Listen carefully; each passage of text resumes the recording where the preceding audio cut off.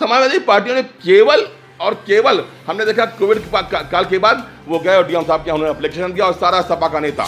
क्यों ना भारतीय जनता पार्टी आपको अगर एमएलसी का मौका देती है तो क्या इस पर सकारात्मक परिणाम आने की उम्मीद है? ये बिल्कुल मैं मानता हूँ मेरी चूक थी।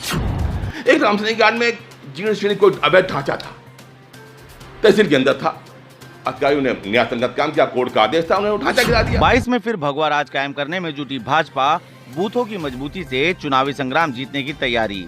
भाजपा जिला अध्यक्ष का बड़ा बयान, एमएलसी सीट भी होगी हमारी, 22 में फिर आ रहे हैं भगवाधारी। देखिए चुनावी मुद्दों पर भाजपा जिला अध्यक्ष से खास बातचीत। वैसे तो अभी विधानसभा चुनाव की घोषणा आधिकारिक रूप से नहीं हुई है, लेकिन तमाम राजनीतिक पार्टियां आने वाले विधानसभा चुनाव के मद्देनजर अपनी तैयारियों में लग गई हैं। किस प्रकार से पार्टियां अपनी तैयारी कर रही हैं, इस संबंध में जानकारी करने के लिए हम मौजूद हैं जनपद बाराबंकी के भारतीय जनता पार्टी के जिला अध्यक्ष अवधेश जी के साथ। हम इनसे बात करेंगे और चर्चा करेंगे कि किस प्रकार से भारतीय जनता पार्टी जनपद स्तर पर तैयारियां कर रही है। अवधेश जी, आपका बहुत बहुत स्वागत है द इंडियन ओपिनियन में। जो अगर हम बातों का सिलसिला शुरू करें तो सबसे पहले बाराबंकी जो एक समाजवाद का गढ़ माना जाता था, यहाँ पर आपने एक सफलता अर्जित की जिला पंचायत अध्यक्ष के रूप में, लेकिन आने वाले समय में काफ़ी बड़ी जिम्मेदारियां आपके सामने हैं। आपके सामने एमएलसी का चुनाव है, विधानसभा का चुनाव है। किस प्रकार से देखते हैं इसको, किस प्रकार से तैयारियां भारतीय जनता पार्टी जनपद स्तर पर कर रही है? नीलेश जी, पहले तो आपको बहुत बहुत धन्यवाद, क्योंकि आपने अपने चैनल के माध्यम से बाराबंकी जनपद के एक छोटे से कार्यकर्ताओं को जनता के बीच में भारतीय जनता पार्टी बाराबंकी की आवाज़ पहुंचाने का मौका दिया। आपको धन्यवाद है। आपके साथ जो आपकी टीम हमारे सामने खड़ी हुई है, उनका मैं आभार ज्ञापित करता हूं, उनको मैं धन्यवाद देता हूं। जी, अभी आपने कहा 2022 का मिशन निसंदेह भारतीय जनता पार्टी के लिए बहुत ही महत्वपूर्ण है। मिशन महत्वपूर्ण जीत के लिए तो है ही है, लेकिन जिस प्रकार सबसे बड़ा महत्वपूर्ण है कि 2014 के बाद बाराबंकी जनमानस के आम लोगों ने भारतीय जनता पार्टी पर और भारतीय जनता पार्टी के शीर्ष नेताओं पर, श्रद्धेय नरेंद्र मोदी, और 2017 के बाद उत्तर प्रदेश के मुख्यमंत्री योगी आदित्यनाथ पर जो विश्वास किया, 2022 तक वो विश्वास कैसे कायम रहे, उस विश्वास के लिए भारतीय जनता पार्टी का एक एक कार्यकर्ता अपने बूथ पर, अपने क्षेत्र पर, अपने गांव पर, जहां एक और सरकारें मानी जनप्रतिनिधि सरकार की लोक कल्याणकारी नीतियों को विधानसभा और लोकसभा में पारित करवा रहे हैं, वहीं दूसरी ओर भारतीय जनता पार्टी का एक एक कार्यकर्ता किस प्रकार पंडित दीनदयाल उपाध्याय का अंत्योदय का चिंतन गांव गरीब के चौबारे पर पहुंचे। भारतीय जनता पार्टी का एक एक कार्यकर्ता सेवा ही संगठन के माध्यम से गांव में जाकर, बूथ पर जाकर आम जनमानस के बीच में लाभार्थियों को कैसे लाभ पहुंचाया जाए, उनसे संपर्क करके भारतीय जनता पार्टी के विजय को फतेह करने के लिए प्रयासरत है, अग्रसरित है। विधानसभा की बात करें तो विधानसभा अभी दूर है, लेकिन जनपद बाराबंकी में और अभी एमएलसी के चुनाव होने हैं। एमएलसी के चुनाव पे तमाम दावेदार सामने आ रहे हैं। किस प्रकार से देखते हैं, किसके संबंध में निर्णय लिया गया है और एमएलसी चुनाव में भाजपा का क्या सकारात्मक, क्या उनका परिणाम रहेगा, किस तरह से वो कार्य करेंगे? 2014 के बाद से क्या मैं मानता हूं नीलेश जी कि 2012 में भारतीय जनता पार्टी ने मुझको जिले का संयोजक बनाया था। मैं तो उससे पहले मैं जिले का उपाध्यक्ष था। मैं बता दूं 1990 में भारतीय जनता पार्टी का बूथ का अध्यक्ष था, फिर विद्यार्थी परिषद का कार्यकर्ता रहा। फिर 2001 के बाद से युवा मोर्चा और भारतीय जनता पार्टी के विभिन्न दायित्वों को निर्वाह करने के बाद 2009 से 12 के बीच में मैं जिले का उपाध्यक्ष था। 2012 में जब आम जनमानस ने हमको हार दिया, हमने स्वीकार किया और भारतीय जनता पार्टी के प्रदेश नेतृत्व ने सारे जनपदों के अध्यक्ष कार्यकारिणियों को भंग कर दिया। हम सब लोग भी पदमुक्त हुए, लेकिन उसके बाद भाजपा के शीर्ष नेतृत्व ने हम पर विश्वास किया और जिले का संयोजक यानी काम चलाऊ कन्वीनर रूम में हमको स्थापित किया। उसमें सबसे पहला चैलेंज भारतीय जनता पार्टी नगर पालिका चुनाव में कमल के फूल को खिलाने का था। आप सबका आशीर्वाद था। मैं गांव गरीब के चौबारे में पैदा हुआ हूँ। रामसैनिक घाट अब तो नगर पंचायत हो गई है।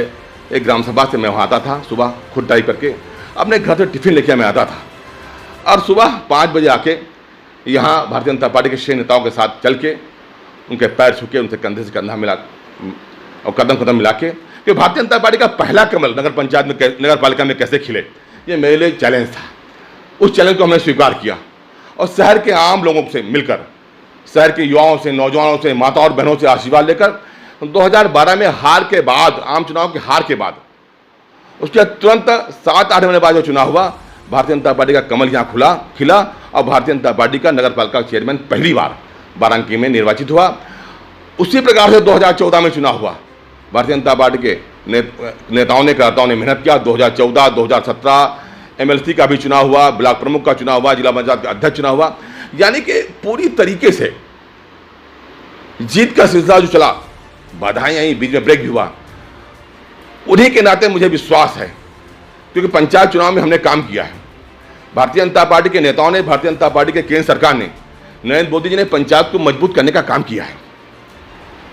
किस प्रकार से प्रधानमंत्री और प्रधान के बीच में दूरी न रह जाए। आपने देखा कि विगत 5 वर्षों में ग्राम पंचायतें, पंचायती राज की व्यवस्था मजबूत हुई है। आज ग्राम पंचायतों में बढ़िया लकालक इंटरलॉकिंग CC रोड बनी है। ग्राम पंचायतों में बढ़िया शौचालय बने हैं। ग्राम पंचायतों में बेसिक परिषद के स्कूल बहुत अच्छे बने हैं। तो प्रधानों का उसमें सहयोग है, क्षेत्र पंचायत सदस्यों का उसमें सहयोग है, माननीय सदस्य जिला पंचायतों का उसमें सहयोग है। सबके नाते आज गांव का विकास हो रहा है। गांव के अंतिम व्यक्ति के रूप में जो वहां गांव गरीब का आदमी बैठा हुआ है, उनका विकास हो रहा है। हर सर को कैसे छत मिले, इसकी चिंता नरेंद्र मोदी जी ने, योगी आदित्यनाथ जी ने, भारतीय जनता पार्टी की सरकारों ने किया है। उसके नाते मुझे विश्वास है पंचायत के प्रतिनिधि आगामी विधान परिषद चुनाव में भारतीय जनता पार्टी के प्रत्याशी को वोट देगा और भारतीय जनता पार्टी का प्रत्याशी भारी बहुमत से जीतकर विधान परिषद के सदन में जाएगा। विधान परिषद सदस्य के लिए अभी तो कोई रणनीति ऐसी सामने नहीं आई, कोई चेहरा ऐसे खास सामने नहीं, लेकिन कई दावेदारों पे बात चल रही है।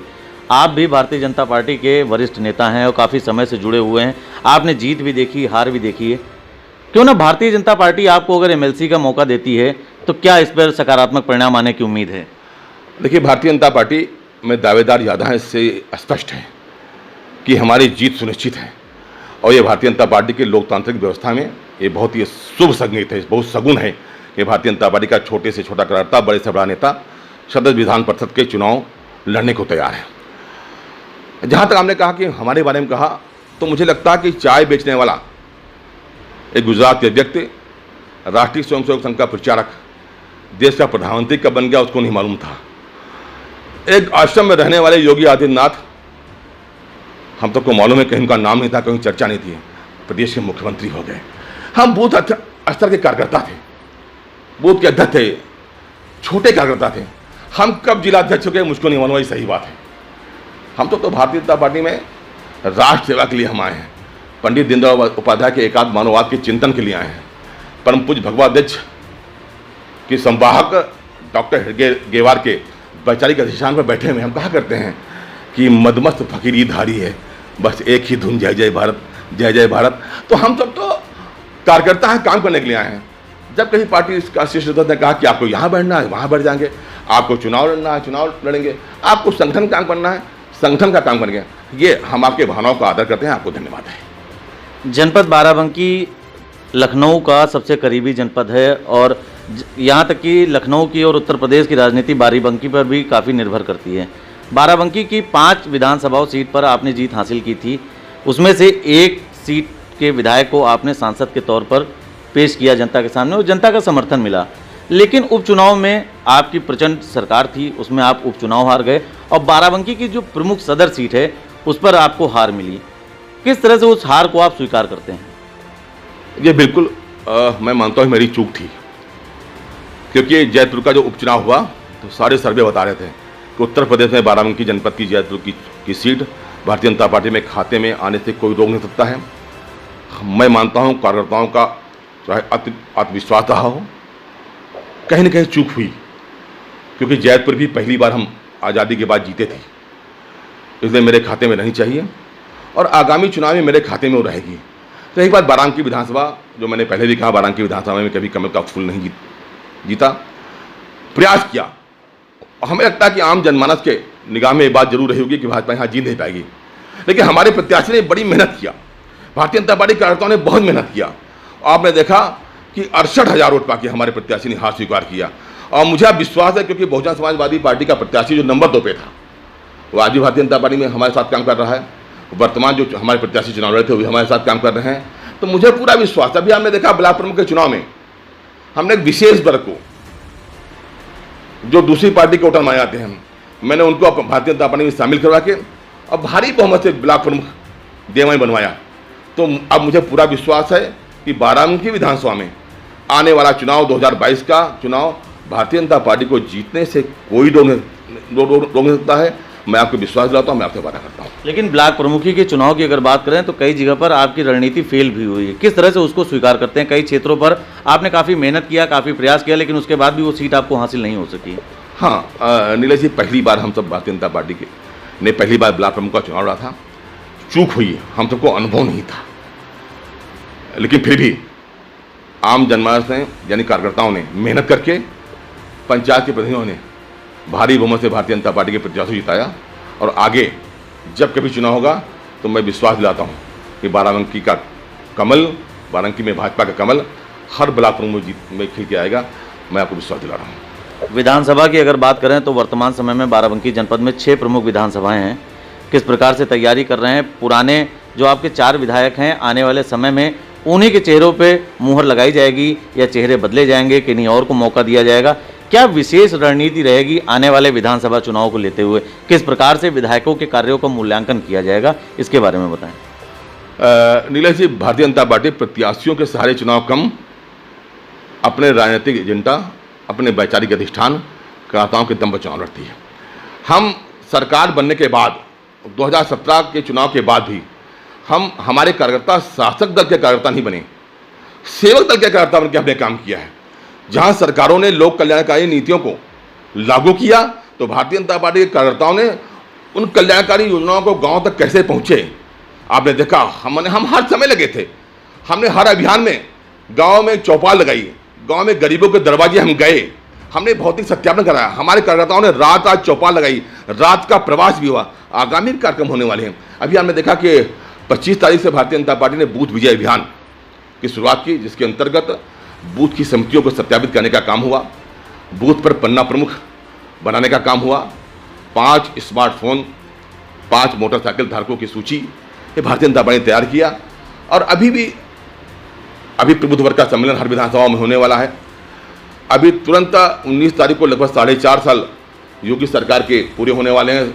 19 तारीख को ही लगभग 350 गाँव में बाराबंकी में भारतीय जनता पार्टी कार्यकर्ता 5 बजे से 6 बजे के बीच में उस गांव में घर घर जाकर सरकार के कल्याणकारी योजनाओं कैसे लोगों के घर में पहुंची, लाभार्थियों घर में जाकर उनकी बातें सुनकर, अपनी बातें कहकर भारतीय जनता पार्टी के मिशन को कामयाब बनाने का काम करेगा।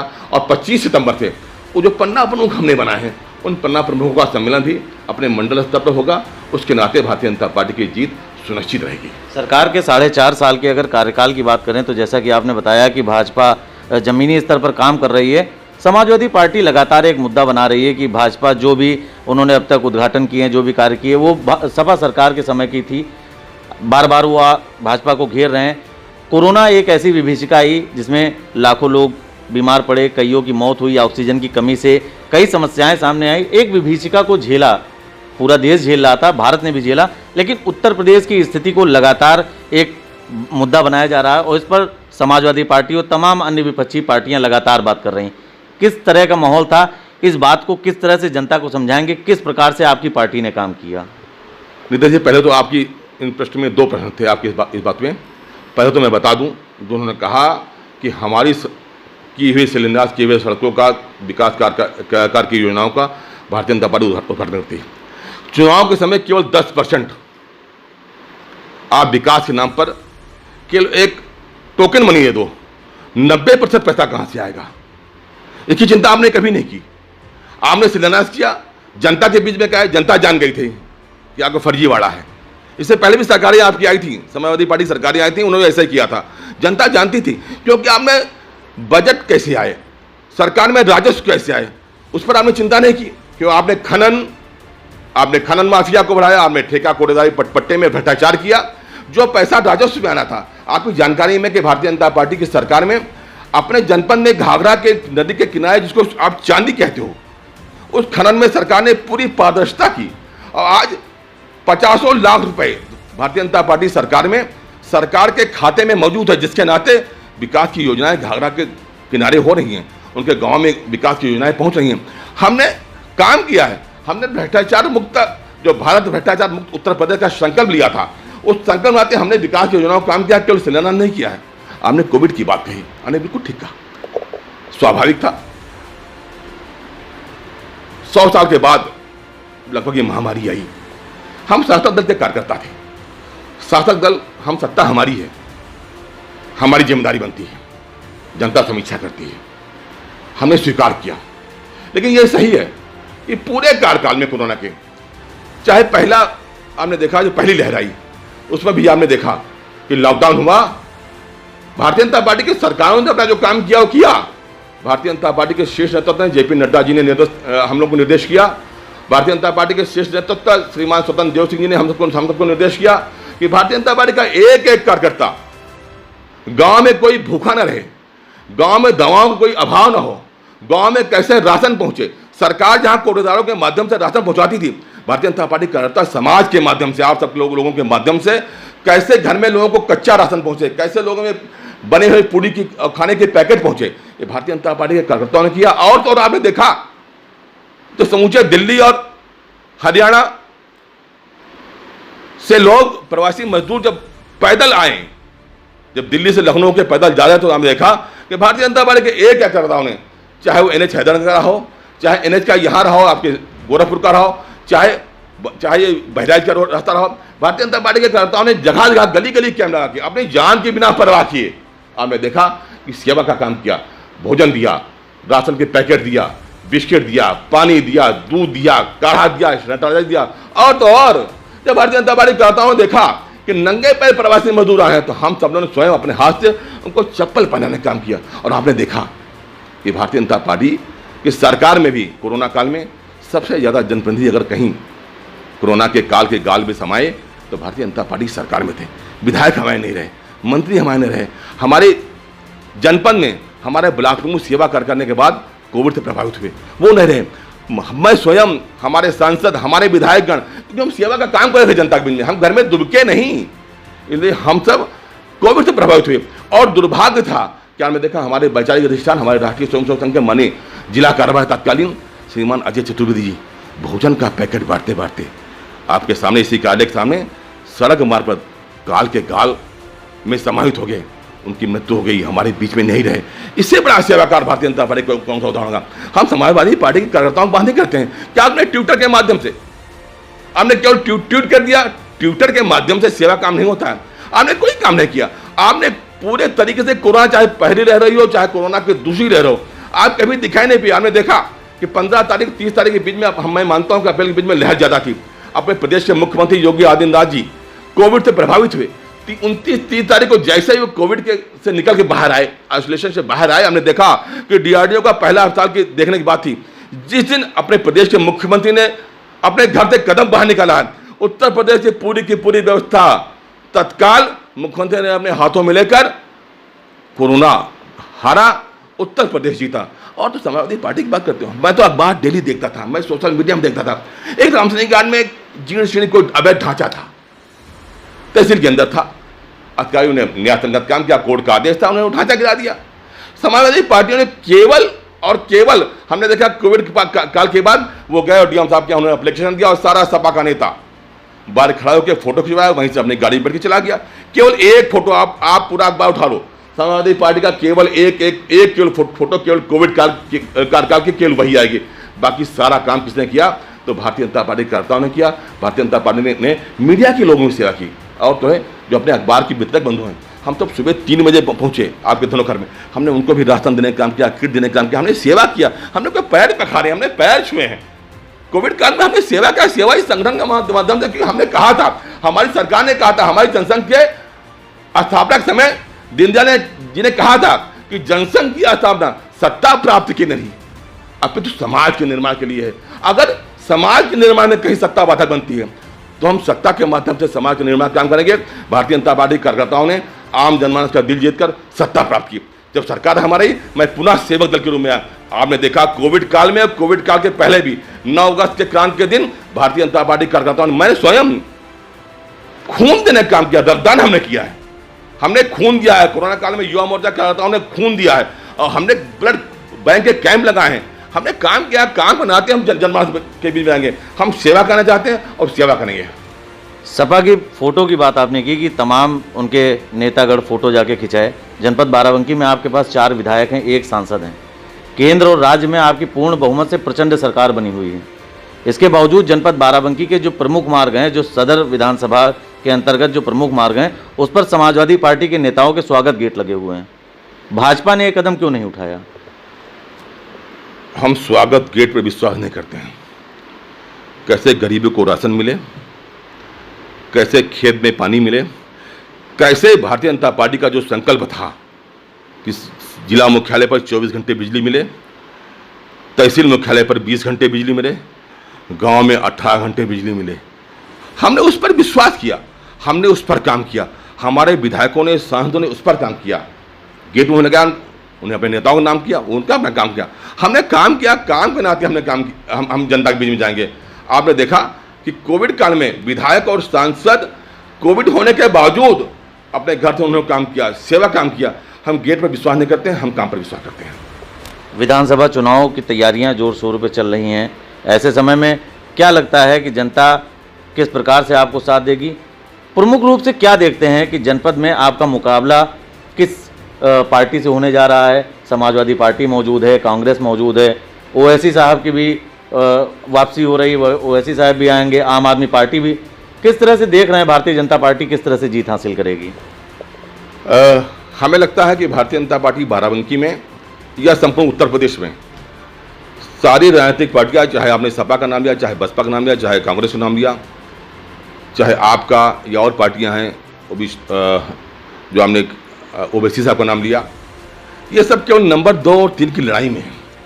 सभी की लड़ाई भारतीय जनता पार्टी से, ये आप एहसास करते हो, और पूरी तरीके से सर्वे है। ये केवल ये दिखाना चाहते हैं कि जो भारतीय जनता पार्टी का जो वोटों का बिखराव हो वो कहाँ पहुंचे। भारतीय जनता पार्टी 100 में 60 हमारा है, बाकी सब बंटवारा है। हम 100 में 60 लेकर आगे हैं। आगे क्यों है? क्यों हमारा संकल्प था राष्ट्रवाद और अंत्योदय हमारा संकल्प है। राष्ट्रवाद हमारा प्राण तत्व है। हमने देखा राष्ट्रवाद के नाते हमने कहा था कि जहां राम ने जन्म लिया हम मंदिर वहीं बनाएंगे। हमने कहा था बच्चा बच्चा राम का जन्म भूमि का काम का। हमने राम का नाम राजनीति नहीं की कि राम हमारे प्राण तत्व हैं। राम भारत के संस्कृति में राम मर्यादा पुरुषोत्तम भगवान राम के नाम पर हम काम करते हैं। हमारे लोग जीते और मरते राम नाम सत्य का नाम लेकर जाते हैं। तो इसलिए राम हमारे आदर्श है। राम लोगों की भावनाओं में थे। भावनाओं नाते हमारी सरकार बनी। हमारी सरकारों ने, हमारे सरकार, केंद्र सरकार ने महामहिम राष्ट्रपति के माध्यम से सुप्रीम कोर्ट से कहलवाया कि इस पर डिसीजन होना चाहिए, निर्णय होना चाहिए। मंदिर हो तो मंदिर, मस्जिद हो मस्जिद। लेकिन क्योंकि ये तय था पुरातत्व के खुदाई से, कोर्ट के अन्य साक्ष्यों के सहारे, ये तय था मंदिर था और मंदिर हुआ। आपने देखा कि 5 अगस्त 2019 को जब हमारी सरकार केंद्र में बनकर पहुंची, तो जो हमारा संकल्प था राष्ट्रवाद का कि जहां हुए बलिदान मुखर्जी, वो कश्मीर हमारा, ये मेरा नारा था।